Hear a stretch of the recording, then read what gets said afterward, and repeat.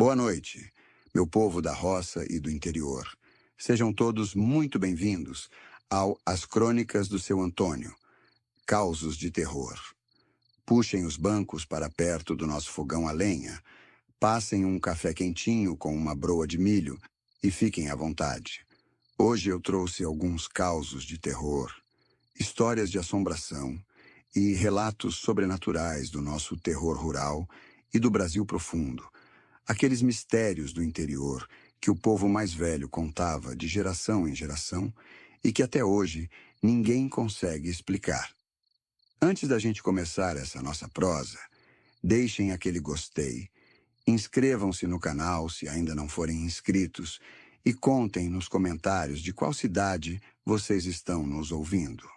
Agora, ajeitem-se bem, porque o nosso primeiro causo desta noite começa assim.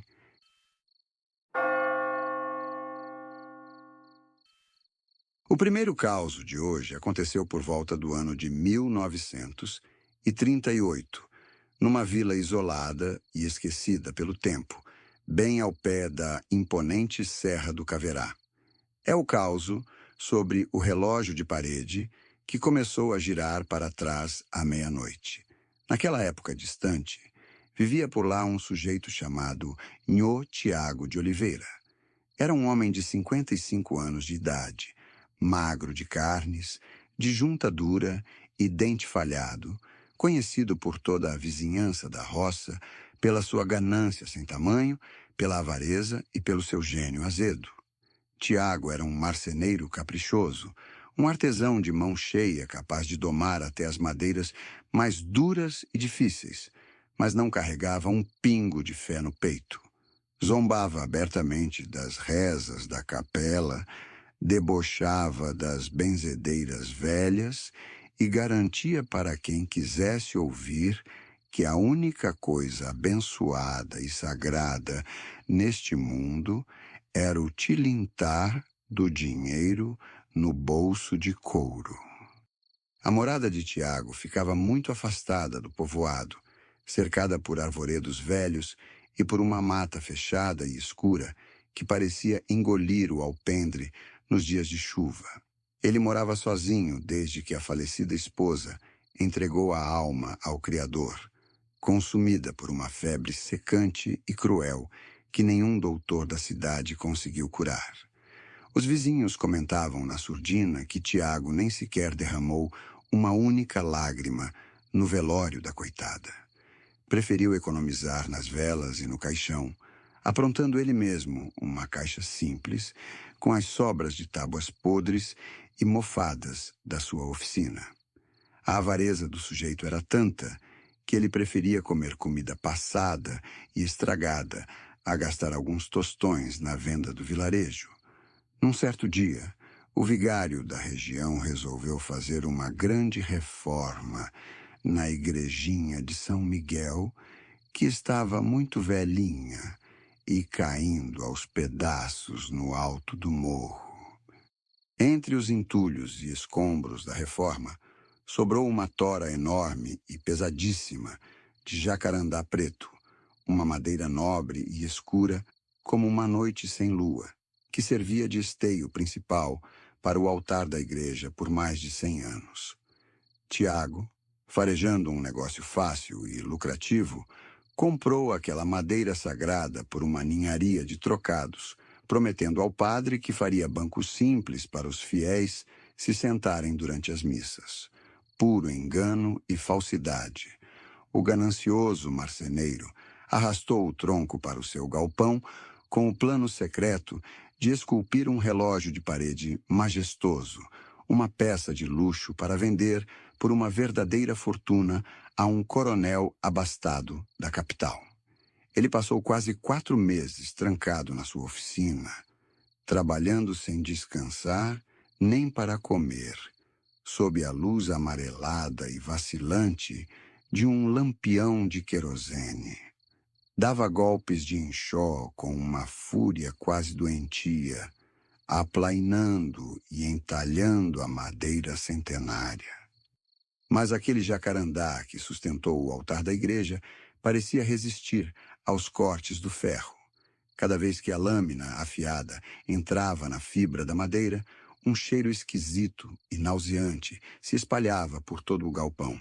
Não tinha o perfume doce e gostoso da madeira nova, mas um odor pesado, azedo e fétido, lembrando terra molhada de cemitério recém-aberto e mofo de sepultura antiga. O suor de Tiago pingava no tronco e sumia instantaneamente, pois a madeira parecia beber o suor do homem e se recusava a secar. Quando o relógio finalmente ficou pronto, revelou-se uma peça ao mesmo tempo impressionante e profundamente assustadora. A estrutura pesada de jacarandá media mais de 2 metros de altura, ornamentada com anjos entalhados, cujas feições, por algum erro inexplicável do cinzel de Tiago, pareciam contorcidas em pura dor, agonia e sofrimento infernal. O mostrador de latão velho brilhava de um jeito fosco no topo, e as engrenagens internas de ferro rangiam como dentes mastigando o osso seco. Tiago pendurou aquela peça pesada na parede do seu próprio quarto, bem na direção da sua cama de esteira, apenas para ficar admirando sua obra-prima antes de despachá-la para a cidade no dia seguinte. A visagem tenebrosa teve início na noite de 24 de outubro de 1938. A noite estava abafada, carregada por um temporal seco e medonho que resmungava longe no topo da serra, sem cair uma única gota de água para refrescar a terra seca. Os cachorros dos sítios vizinhos, que costumavam latir para a lua, emudeceram num silêncio absoluto e medroso. Nem grilo nem sapo cantavam naquele mato. O ar dentro da casa de Tiago ficou tão incrivelmente gelado que o hálito dele saía em névoa branca pela boca, mesmo no mormaço sufocante daquela noite de outubro. Faltando exatamente 15 minutos para a meia-noite, Tiago estava deitado na sua cama, tentando pegar no sono, quando o pêndulo do relógio começou a balançar e bater. Mas o som não era o tic-tac ritmado e suave de uma peça bem regulada. Era uma pancada seca, abafada e pesada, parecendo exatamente o som de uma pá de terra batendo sobre a tampa de madeira de um caixão no fundo da cova. A cada balanço daquele pêndulo negro, o cheiro de mofo, podridão e enxofre ficava mais forte no quarto, impregnando as cobertas de lã e fazendo a garganta do homem arranhar e queimar. Quando os ponteiros de ferro se juntaram finalmente no topo do mostrador, marcando a meia-noite em ponto, um estalo seco ressoou pela sala toda, como se o osso do peito de um defunto estivesse se quebrando ao meio. O relógio travou por um segundo infinito. O silêncio que veio depois foi tão medonho e absoluto que Tiago escutava o próprio sangue correndo nas veias e o bater descompassado e desesperado do seu coração. De repente, com um rangido afiado de ferro velho roçando e moendo em ferro, os ponteiros começaram a girar, mas não para a frente. Eles começaram a rodar ao contrário, numa velocidade frenética e assustadora. As engrenagens urravam dentro da caixa de jacarandá com um som cavernomático. O pêndulo balançava com tanta fúria e violência que as paredes de pau a pique da casa tremiam, fazendo o reboco seco cair em poeira sobre o chão. Tiago ficou completamente paralisado na cama, travado por um suor frio que escorria pela testa e queimava seus olhos como pimenta. Ele tentou se levantar, tentou gritar socorro pelos vizinhos, mas a sua voz travou num nó cego na garganta, sufocando o pavor num gemido rouco e inaudível. Enquanto os ponteiros rodavam desesperadamente no sentido inverso, o quarto do marceneiro começou a se transformar de forma grotesca e aterrorizante. A claridade fraca do lampião ganhou um tom arroxeado doentio, exatamente como a luz de velas de um velório miserável.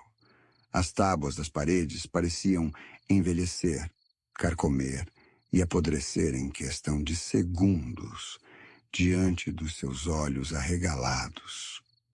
Do vidro do mostrador das horas, começou a pingar um líquido espesso, escuro, viscoso e fétido, caindo no assoalho de madeira com um som nojento de gotas de sangue grosso. Tiago olhou fixamente para o centro do relógio e sentiu a sua espinha virar gelo puro. O mostrador não refletia mais a imagem do quarto. Refletia um poço negro, profundo e sem fundo, e de dentro desse buraco das sombras, rostos pálidos, carcomidos e desfigurados começaram a emergir, arrastando-se pela madeira entalhada. Ele reconheceu com clareza o rosto da sua falecida esposa, com os olhos fundos, cobertos por uma névoa cinzenta, encarando-o com uma acusação silenciosa e terrível. Reconheceu também homens que ele havia trapaceado no comércio, lavradores cujas terras ele tentou tomar, e velhos que ele deixou passar fome. Todos esticavam braços esqueléticos e dedos secos para fora da caixa do relógio, tentando alcançar a cama do sovaco ganancioso. O tempo naquela sala parecia estar desmoronando e voltando para trás, puxando Tiago para um abismo de recordações dolorosas e terrores esquecidos. As horas voltavam no tempo, trazendo a sensação física e sufocante de todas as maldades, trapaças e crueldades que ele praticou ao longo da sua vida miserável. O cheiro de queimado e enxofre ficou tão forte que o ar parecia rasgar os pulmões do sujeito. Ele sentia como se mãos invisíveis, pesadas e geladas, como a morte, estivessem apertando seu pescoço, impedindo o ar de entrar, enquanto seus dentes batiam no ritmo descontrolado daquela máquina das sombras. O tormento e a agonia duraram o que pareceram séculos de puro inferno, mas quando os primeiros raios do sol finalmente despontaram no horizonte, cortando a escuridão da mata, o relógio deu uma última badalada abafada e cavernosa. O pêndulo travou de vez. Os ponteiros despencaram para o fundo do mostrador, quebrados, retorcidos e moídos como pernas de uma aranha morta.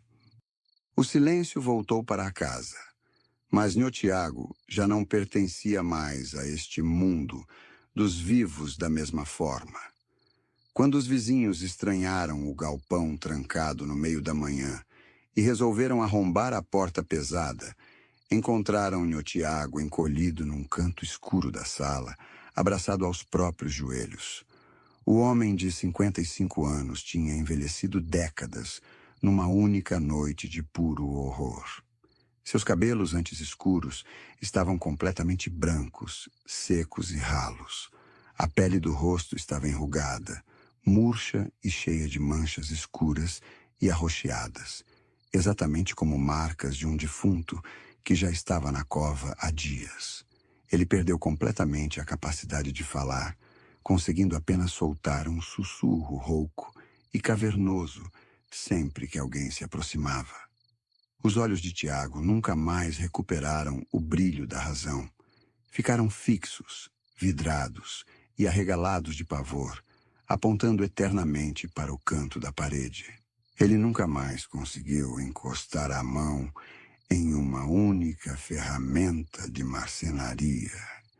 Abandonou o sítio, a oficina, as terras e todo o dinheiro guardado no baú, passando o resto dos seus dias perambulando como um maltrapilho pelas estradas de poeira do interior, pedindo esmola nas portas e tremendo da cabeça aos pés sempre que ouvia o repique de um sino de igreja ou o tic-tac de um relógio qualquer. O relógio de Jacarandá foi queimado pelo próprio vigário no terreiro da capela, e contam os antigos lavradores que, enquanto as chamas altas consumiam a madeira sagrada, o som medonho das engrenagens girando para trás ainda podia ser ouvido claramente no meio das labaredas do fogo. Vixe Maria! Chega a dar um arrepio na espinha e um frio no estômago, só de lembrar do fim trágico daquele homem ganancioso. Que nosso Senhor Jesus Cristo tenha piedade de sua alma. Mas tomem mais um gole desse café quentinho, meu povo, que a madrugada tá fria, o orvalho tá caindo pesado lá fora e ainda temos muita lenha para queimar neste nosso fogão.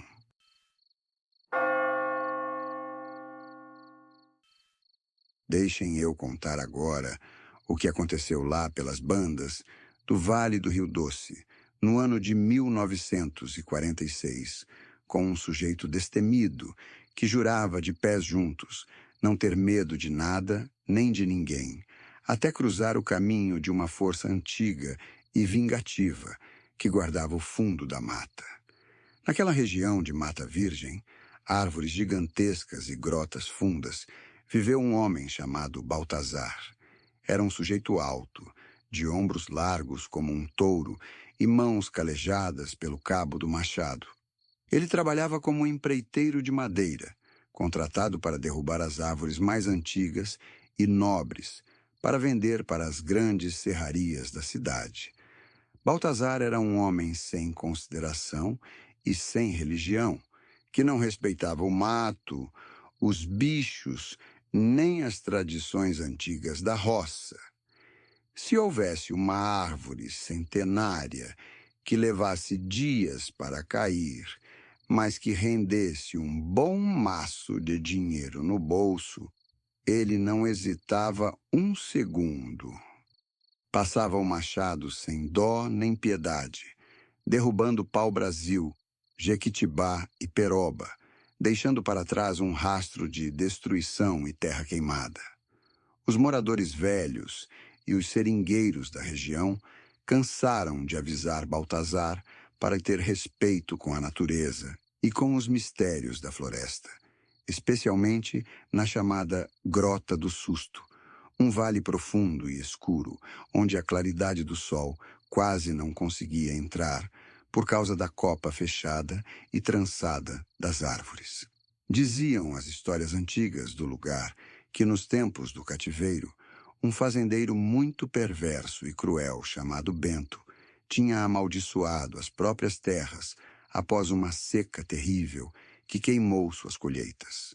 Bento, no seu delírio de raiva e soberba, praguejou contra os céus e disse que preferia virar pedaço de mato e pedra a perder suas riquezas para os outros.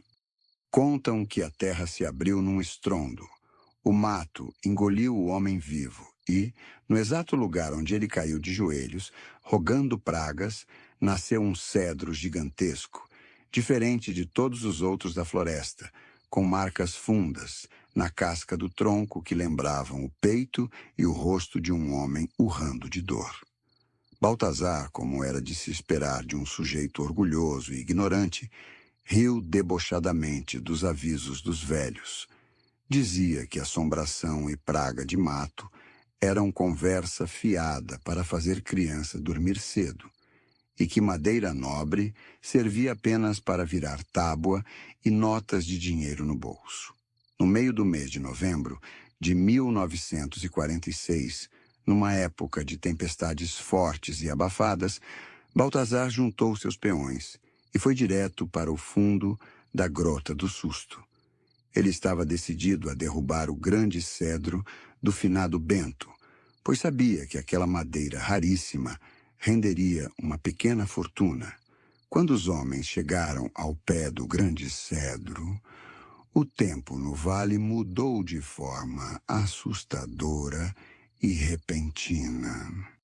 O céu, que estava limpo e ensolarado, foi coberto em minutos por nuvens escuras e pesadas como graxa de máquina, deixando a grota numa penumbra medonha. O ar ficou pesado, quente e sufocante, soltando um cheiro insuportável de suor azedo, resina queimada e terra de cemitério. Os trabalhadores sentiram um arrepião congelante na espinha e, um por um, recusaram-se categoricamente a encostar o machado naquela árvore. Sentiam que algo muito ruim e maligno estava à espreita. Os passarinhos tinham sumido das copas e nem formiga atrevia-se a andar naquele tronco escuro.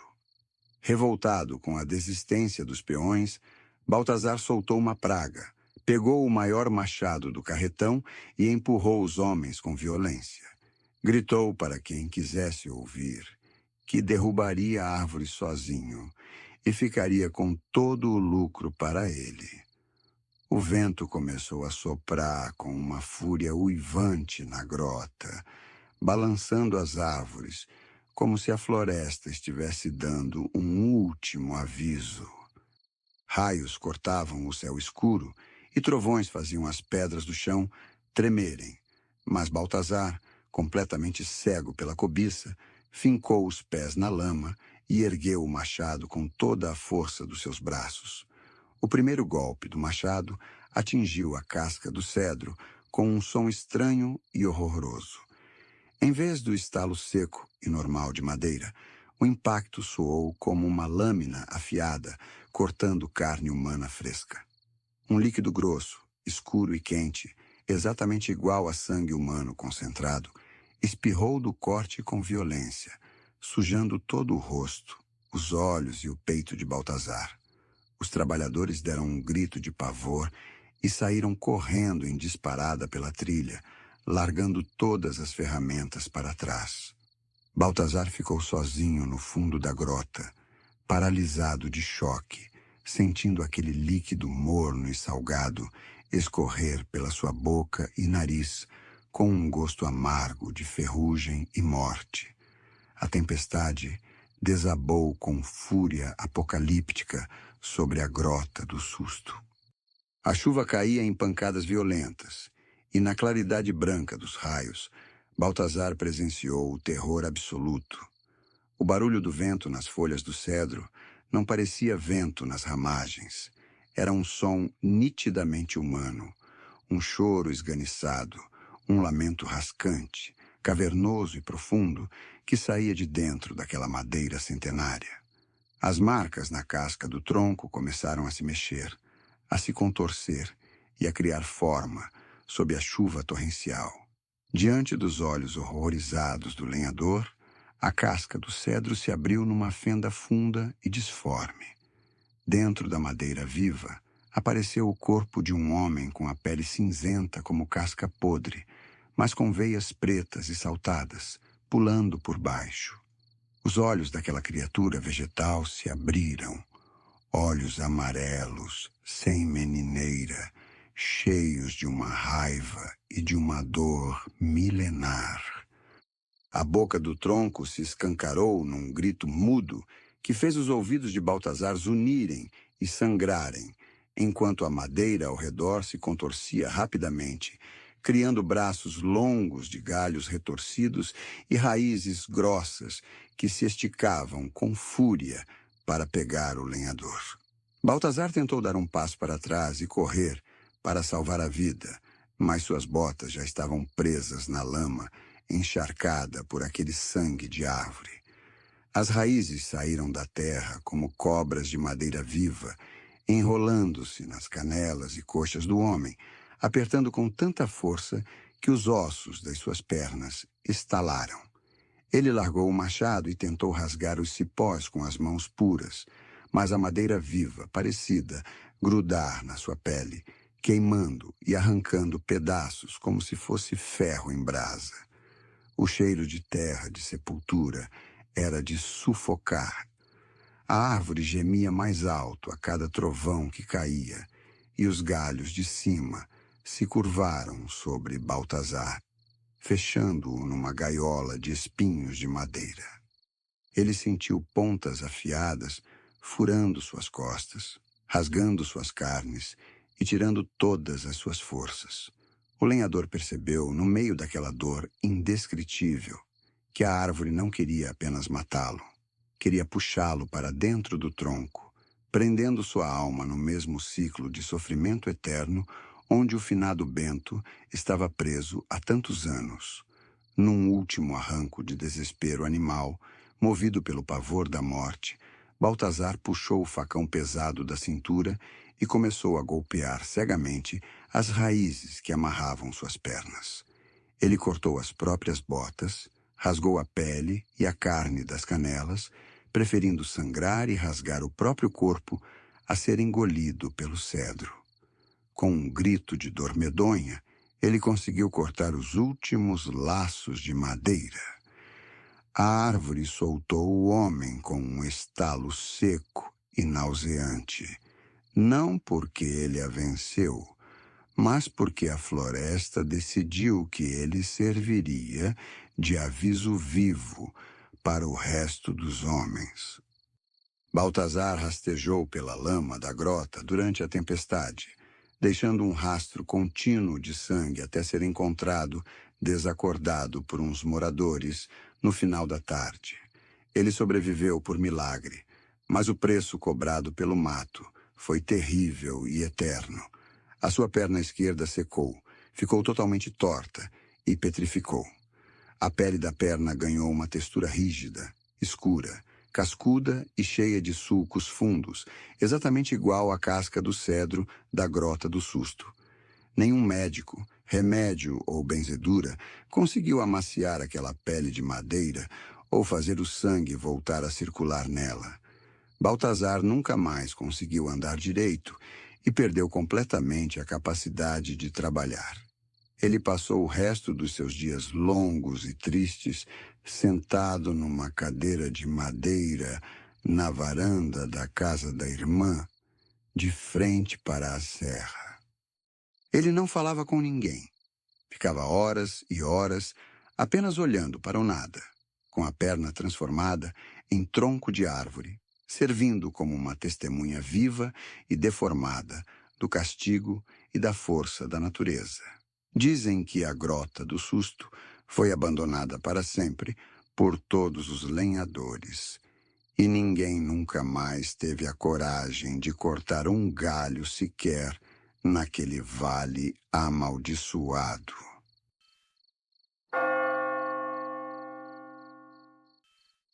Nossa Senhora. A natureza guarda segredos muito antigos e cobra um preço alto demais de quem entra no mato com maldade e ganância no coração. Deixem eu ajeitar a lenha aqui no nosso fogão para a chama não apagar, porque a prosa está esquentando e o próximo caso que vou contar para vocês aconteceu lá nos sertões do estado de Goiás, com um caçador que achava que era o absoluto dono da floresta, até cruzar com o verdadeiro e terrível protetor das matas. Puxem os bancos para mais perto, tomem mais um gole do café e escutem com muita atenção o que se passou no ano de 1954, no famoso Vale das Antas. O sujeito dessa história se chamava Tonho, conhecido por todos na região como Tonho Guaiamum. Tonho era um homem de 37 anos, forte como um touro selvagem, de cara fechada e olhar frio, que vivia exclusivamente da caça ilegal e predatória nas matas fechadas do sertão. Era um sujeito maldoso, que não caçava por necessidade ou para colocar comida na mesa da família, mas pelo puro prazer de matar e vender a pele, o couro e a carne dos bichos para atravessadores da cidade. Tonho não respeitava tempo de fêmea parida, matava filhotes pequenos, passarinhos e até animais raros, que os antigos da roça diziam ser protegidos pelos espíritos encantados do mato. Ele debochava com gargalhadas de qualquer história sobre os guardiões da floresta. Quando os caçadores velhos e experientes o avisavam sobre os perigos mortais de entrar nas grotas sem pedir licença e sem deixar um pedaço de fumo, de rolo ou um gole de cachaça para os espíritos do mato, Tonho cuspia no chão e dava risada. Dizia que o único senhor e rei da mata era a sua espingarda de 2 canos e a sua faca de caça afiada na pedra. No começo do mês de maio de 1954, uma seca terrível e prolongada apertou toda a região e os bichos sumiram das beiras dos rios e riachos. Querendo arrumar couro de veado a qualquer custo para vender por um bom preço, Tonho resolveu entrar numa área de mata fechada e virgem onde nenhum caçador, com um pingo de juízo, pisava. O temido Capão da Caipora. Contavam as lendas antigas que lá era o refúgio sagrado do Curupira, a entidade de pés virados que protege as florestas e os animais contra a crueldade dos homens. Tonho ajeitou sua mochila com pólvora, chumbo, cartuchos e mantimentos e entrou no Capão da Caipora ao amanhecer de uma terça-feira. A mata ali era tão absurdamente fechada e densa que a copa das árvores gigantescas criava um teto verde e escuro, deixando o chão numa penumbra fria, úmida e misteriosa. O cheiro do lugar era forte, de folhas podres, terra virgem e resina, misturado ao odor de bicho manso que nunca tinha visto presença humana. Nas primeiras horas de caminhada, Tonho encontrou uma família de veados bebendo água num riacho cristalino. Sem um pingo de compaixão ou respeito, atirou sem piedade nas fêmeas adultas na frente dos filhotes. Ele nem sequer aproveitou a carne para alimentar ninguém. Tirou apenas o couro para fazer dinheiro e largou o resto para trás, sujando a terra sagrada com o sangue de bichos inocentes. Satisfeito e ambicioso, ele se enfiou ainda mais no coração escuro da mata, procurando mais vítimas para satisfazer sua ganância. Por volta das 4 horas da tarde, o tempo dentro da mata mudou de estalo. O canto alegre dos passarinhos parou de repente, como se uma mão invisível tivesse calado a floresta inteira. O barulho do vento nas folhas sumiu completamente. O silêncio que se instalou era tanto e tão pesado que o som da própria respiração e o bater do coração de Tonho parecia um barulho alto e incômodo naquele lugar. O ar esfriou rapidamente, caindo vários graus, e um cheiro ruim e forte de pelo queimado, enxofre e bicho brabo começou a flutuar entre os troncos das árvores. Tonho parou numa pequena clareira, sentindo um arrepio congelante subir pela sua espinha e arrepiar todos os pelos do corpo. Seu instinto de caçador avisou que ele não era mais o predador ali. Tinha virado a presa indefesa. Ele olhou para o chão molhado e viu algo que fez suas pernas tremerem, feito varas verdes, pegadas fundas e frescas na lama, mas as marcas dos dedos e dos calcanhares estavam totalmente invertidas. Quem tinha deixado aquelas marcas parecia andar para a frente, mas tinha os pés completamente virados para trás. De repente, um assobio fino, agudo e estridente ecoou pelas copas das árvores. O som não parecia vir de um lugar fixo. Vinha de todos os lados ao mesmo tempo, da esquerda, da direita, do alto das árvores e debaixo da terra. O assobio furava os ouvidos de Tonho como uma agulha de ferro quente, fazendo sua cabeça girar de tontura e uma dor alucinante tomar conta da sua testa. Ele girou nos calcanhares em pânico, apontando a espingarda para a escuridão dos arbustos, com o suor frio escorrendo pelo rosto e a boca completamente seca de pavor. Ele tentou desesperadamente achar o caminho de volta para sair do capão, mas a mata parecia estar se mexendo e se reconfigurando ao seu redor. As árvores mudavam de lugar diante dos seus olhos. Os cipós se trançavam, virando paredes intransponíveis de espinhos, e as trilhas conhecidas simplesmente sumiam. Tonho andou em círculos por horas, na escuridão crescente. A cada passo, ouvia o som de passos pesados correndo atrás dele, galhos estalando bem perto das suas costas e risadas finas e debochadas de uma voz infantil que zombava do seu desespero. A perturbação e o terror tomaram conta da cabeça do caçador. Ele começou a ouvir dentro da sua própria mente os berros e urros de agonias de todos os animais que tinha matado ao longo da sua vida inteira. Os urros desesperados dos veados, os pios dolorosos dos gaviões, os gemidos das capivaras e os gritos dos filhotes, todos ecoando juntos, numa sinfonia infernal, na escuridão daquela noite de maio.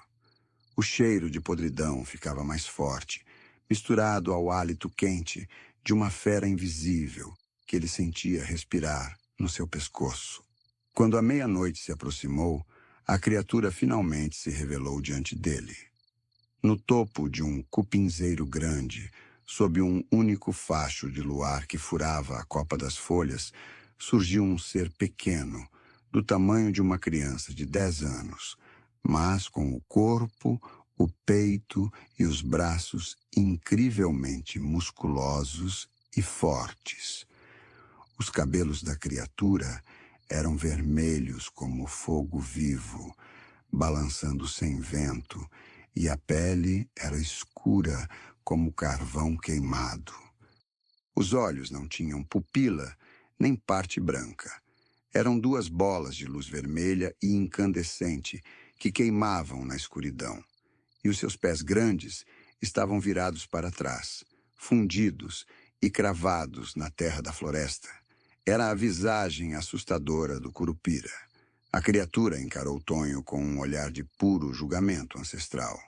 O caçador, apavorado e sem um pingo de juízo, ergueu a espingarda com as mãos trêmulas e disparou os 2 canos diretamente no peito do ser. O estrondo dos tiros cortou a noite, mas os chumbos pesados simplesmente pararam no ar, a poucos centímetros da criatura, e caíram no chão virados em poeira de cinza inofensiva.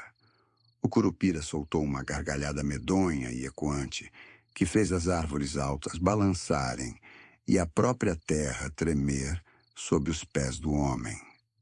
O ser ergueu o braço pequeno e apontou o dedo indicador para a testa de Tonho. Naquelas exatos segundos, uma força invisível e avassaladora atingiu o caçador. Ele sentiu no próprio corpo, na própria carne e na própria alma todas as dores, todos os impactos de chumbo, o rasgar das lâminas e a agonia lenta de cada animal inocente que ele tinha matado na vida, caindo sobre ele de uma só vez. A mente do homem não aguentou o peso daquele sofrimento infinito e ele caiu desmaiado na escuridão da lama. Tonho só foi encontrado 3 dias depois por um grupo de caçadores experientes que pediram licença à mata e se benzeram 3 vezes antes de colocar os pés no capão da caipora. Acharam um homem encolhido no oco de uma árvore morta, abraçado às próprias pernas, totalmente nu, coberto de lama e arranhões profundos por todo o corpo. Ele tinha perdido completamente a capacidade de articular palavras humanas e não reconhecia nem a própria mãe. O caçador violento e orgulhoso tinha virado um trapo humano insignificante, mas o castigo do Curupira foi ainda mais profundo e terrível. Tonho desenvolveu uma fobia e uma intolerância física e espiritual absoluta contra qualquer elemento da natureza. Ele nunca mais conseguiu pisar descalço na terra ou tocar numa simples folha verde. Se alguém aproximasse uma folha, um ramo ou um pedaço de terra dele, Tonho entrava em convulsões violentas, caía no chão babando e gritando de pavor, ouvindo novamente o assobio ensurdecedor do Curupira ecoando no fundo do seu cérebro. Ele passou o resto dos seus dias trancado num cômodo especial construído nos fundos da casa da família, com piso e paredes de cimento puramente batido, sem nenhuma janela para o mato, comendo com as mãos e vivendo na mais absoluta escuridão mental até o fim da sua vida miserável.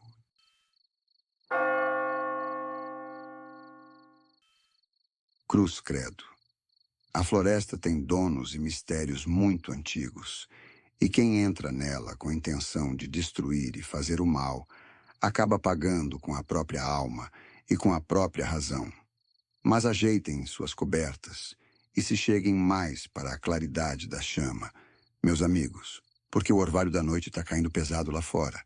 O café ainda está quente no bule, as brasas estão vivas e eu guardei o caos mais impressionante, majestoso e tenebroso para o final definitivo da nossa conversa ao pé do fogão. Este último relato é uma história antiga e verdadeira, do tempo em que o sertão profundo era mandado e desmandado pela lei de ferro do coronelismo, no ano de 1962. O caso se passou na próspera e gigantesca Fazenda Santa Cruz, de propriedade do poderoso Coronel Belarmino da Silva Prado.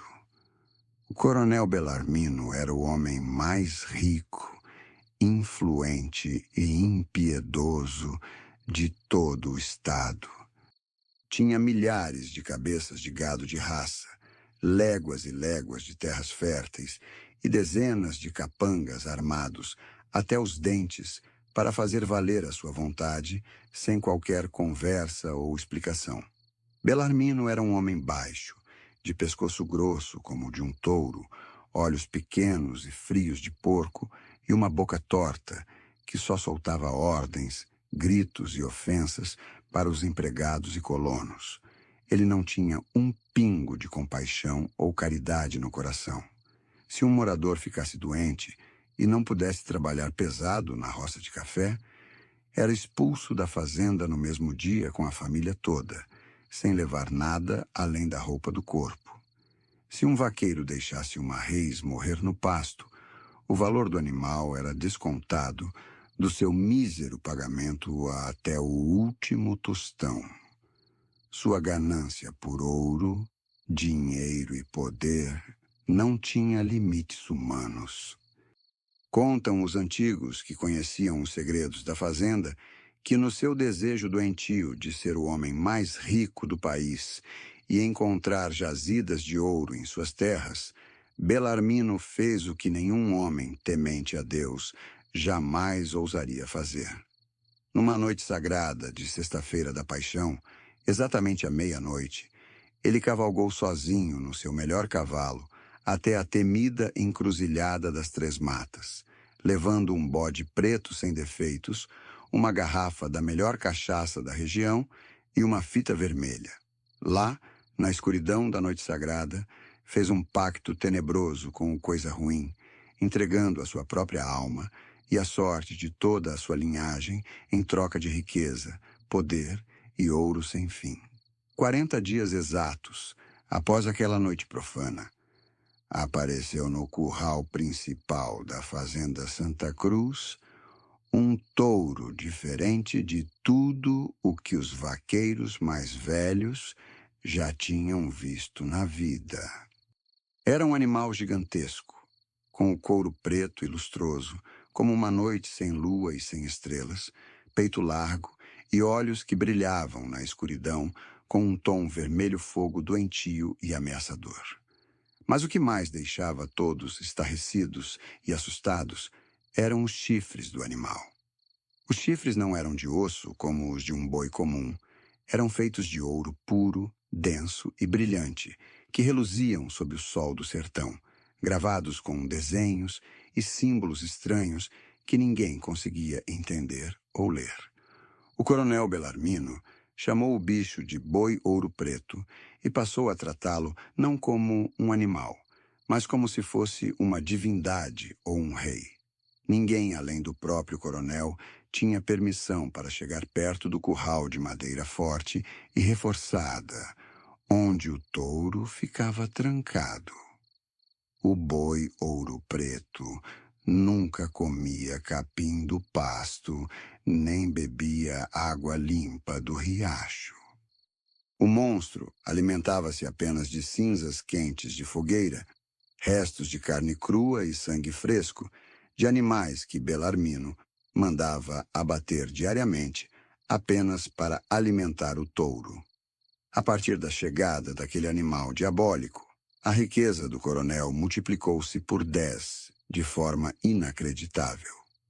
Onde o boi ouro preto pisava com seus cascos pesados, a terra parecia dar minério valioso, as nascentes secas voltavam a jorrar, e as colheitas de café da Fazenda Santa Cruz tornaram-se as maiores e mais lucrativas da história do estado. O dinheiro entrava aos montes nos cofres de ferro da Casa Grande, mas o preço daquele pacto profano cobrava seu valor no próprio ar do lugar. Um cheiro constante, pesado e insuportável de enxofre, queimado e terra de cemitério, tomou conta da Casa Grande e de todos os arredores. Os outros animais da fazenda, cavalos, cachorros de caça e galinhas, viviam aterrorizados, ganindo de medo e recusando-se categoricamente a passar perto do curral do boi ouro preto. À noite, os colonos e vaqueiros abrigados na colônia ouviam o som medonho das patas do boi batendo no chão do curral, num ritmo pesado e cadenciado que fazia a terra tremer a quilômetros de distância. O touro mugia de um jeito que não parecia de bicho deste mundo. Era um urro grave, cavernoso e ecoante, lembrando o lamento e os gritos de almas penadas presas no abismo. O coronel Belarmino, por sua vez, foi definhando a olhos vistos. Ficou pálido, magro como um esqueleto e extremamente desconfiado. Seus olhos ficaram fundos e escuros como duas covas. Seu suor exalava o mesmo cheiro, nauseante de enxofre do boi, e ele passava as noites em claro, trancado no seu escritório, contando moedas de ouro sob a luz tremulante de velas.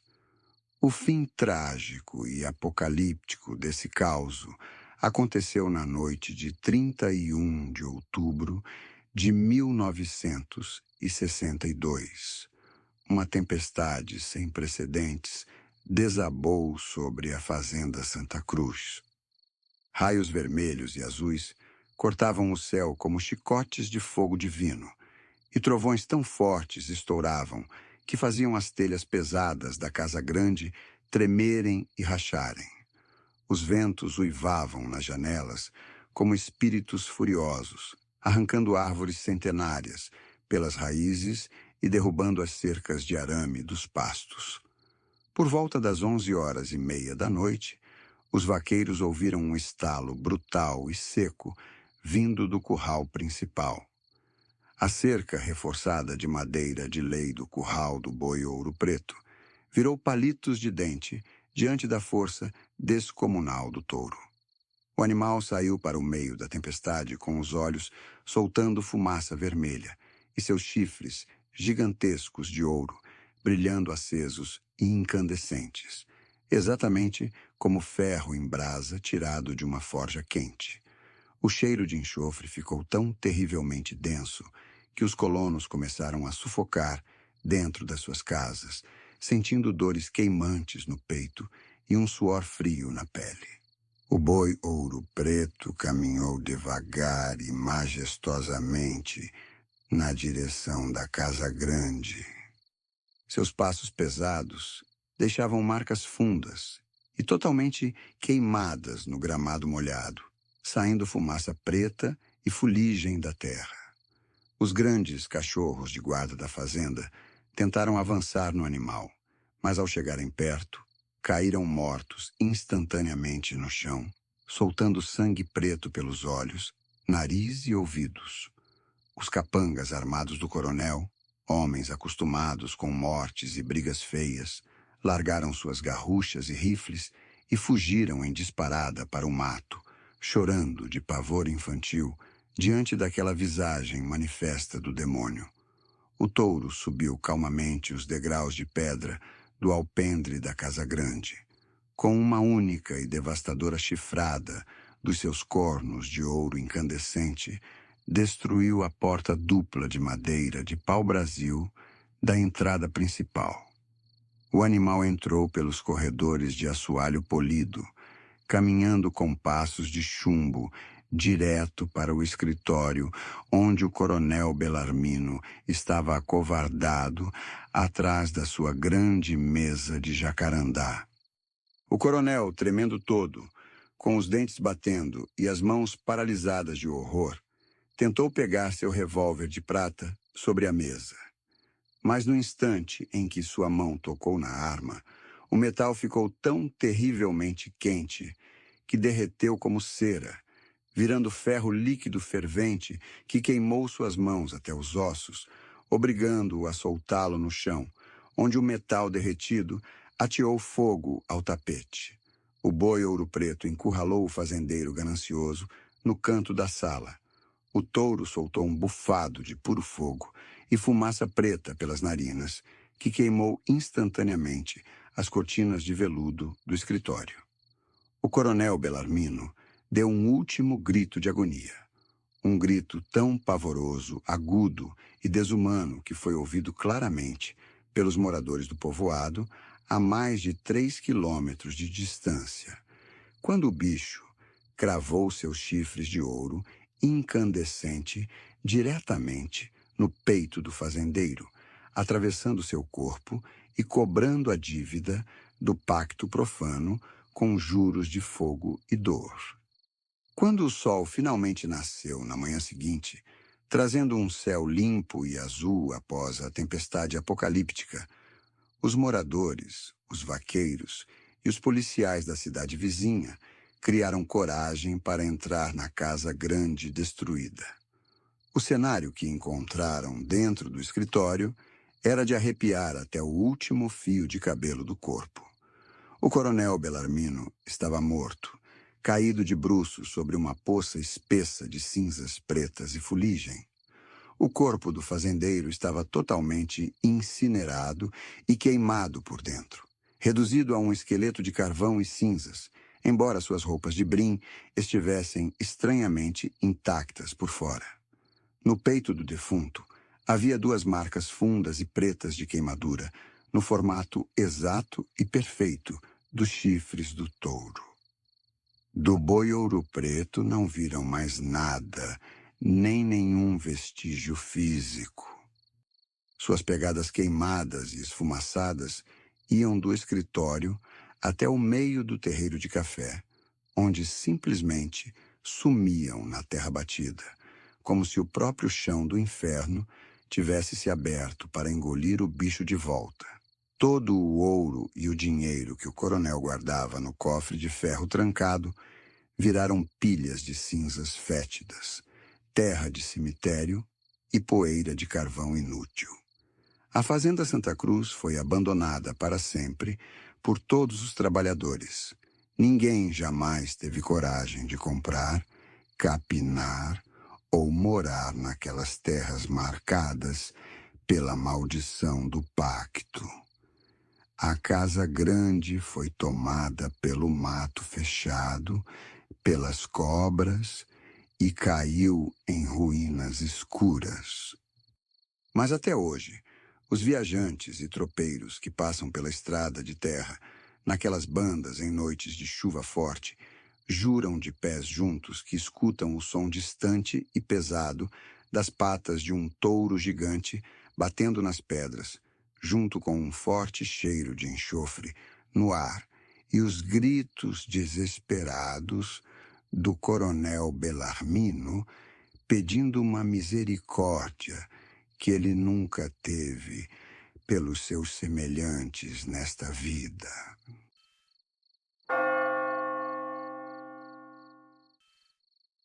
Meu povo querido, a ganância sem freio e a falta de respeito com as coisas divinas cobram um preço terrivelmente alto que dinheiro nenhum neste mundo consegue pagar.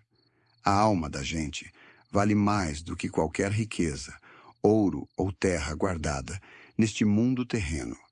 E quem se entrega às sombras descobre tarde demais que o coisa ruim cobra cada centavo com juros de dor eterna e sofrimento sem fim.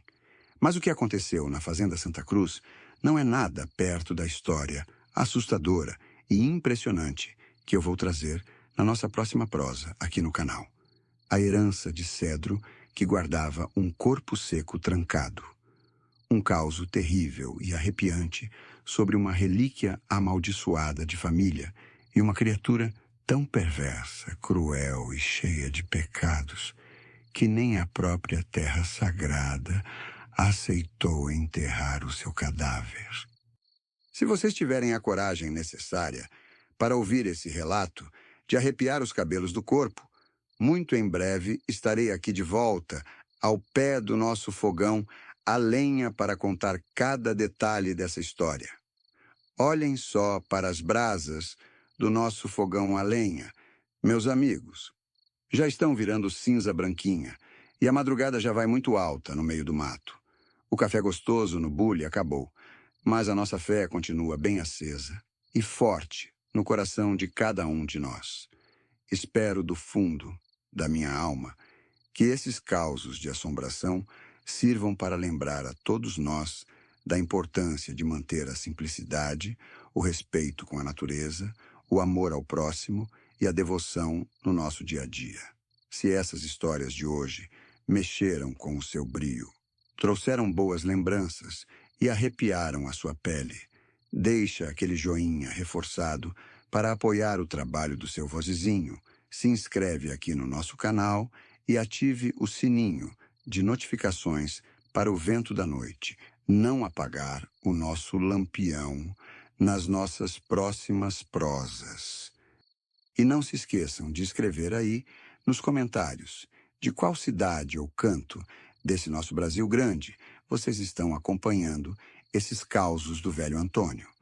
Que o bom Jesus de Matozinhos e a Virgem Maria cubram a casa, a mesa e a família de cada um de vocês com o seu manto sagrado de luz, livrando todos dos perigos, das dores e dos males visíveis e invisíveis da noite. Fiquem todos na paz do Senhor. Tenham uma abençoada e tranquila noite de descanso e até o nosso próximo encontro ao pé do fogo. Amém.